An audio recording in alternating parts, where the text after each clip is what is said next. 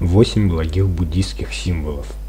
Это зонт, пара золотых рыб, драгоценная бумпа, сосуд, лотос, белая раковина, закручивающаяся вправо, бесконечный узел, знамя победы и золотое колесо. Изначально они составляли группу ранних индийских символов царской власти и вручались на таких церемониях, как возведение на трон или коронация.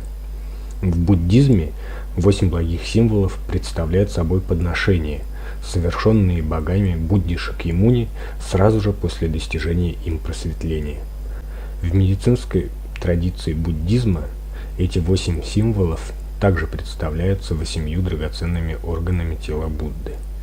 Зонт обозначает селезенку, 2 золотые рыбки – почки, сосуд драгоценности – желудок, лотос обозначает печень, раковина – желчный пузырь, бесконечный узел символизирует кишечник. Победоносное знамя представляет легкие, а колесо – сердце. Можно сказать, что 8 благих символов стали обязательным атрибутом буддизма.